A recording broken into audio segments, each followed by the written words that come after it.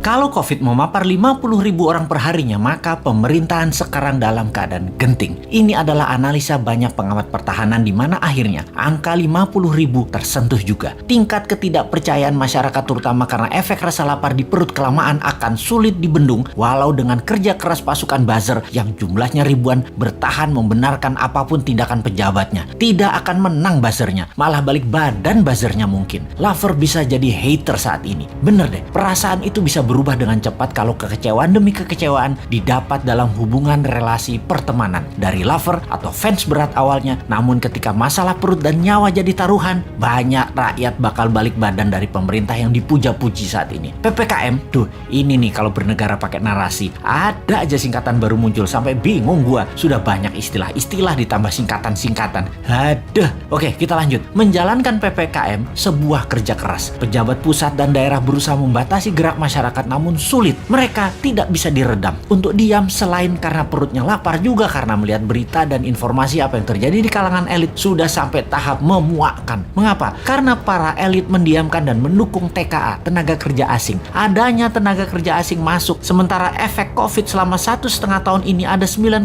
juta pengangguran karena pandemi ini, tetapi elit malah lebih mendukung TKA atau tenaga kerja asing. Hal ini sangat menohok hati masyarakat. Perbuatan memasukkan tenaga kerja asing tadi sungguh melukai banyak hati masyarakat. Ketika dipertanyakan kok diizinkan masuk, maka jawaban pejabat yang paling berwenang dan berkuasa tersebut adalah kita tetap harus dukung investor asing. Jangan sampai investor asing jadi kecewa dan merusak hubungan diplomasi dan ekonomi negara Indonesia. Asli saya enek perut saya mendengar pejabat tersebut bicara. Gila bener. Hak rakyat bertanya dikebiri dengan jawaban picisan dan hak rakyat untuk sehat dipermainkan. Rakyat lapar, Pak. Kok nganggap Tiongkok satu-satunya dewa penolong sih? COVID meledak ini adalah kegagalan Anda juga penanganannya. Kegagalan mengelola negara, dan hebatnya pejabat yang maha serba bisa itu mengatakan kita minta bantuan Tiongkok. Gua blek pol lu ah, Tiongkok mau bantu gratis apa? Lu gile. Lalu di sebuah podcast, jawaban Anda pedagang bener deh. Asli Anda ini pedagang. Gua pikir lu negarawan. Kok bisa yang maha baik di pucuk pimpinan masih menggunakan orang seperti begini? Ampun Gusti, ujian apa bangsa ini sampai diberikan dan mendapat pemimpin dan pejabat model begini? Wahai Tuhan yang maha membalikkan hati,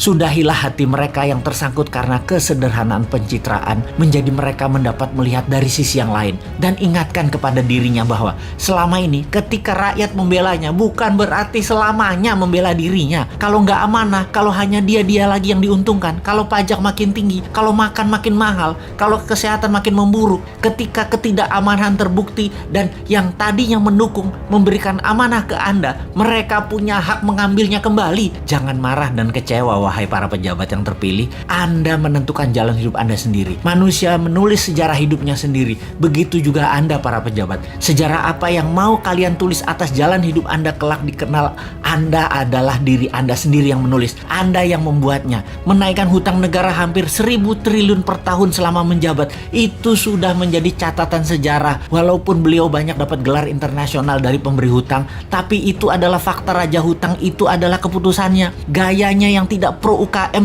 dan tidak pro dunia usaha sudah menjadi catatan sejarah panjang juga.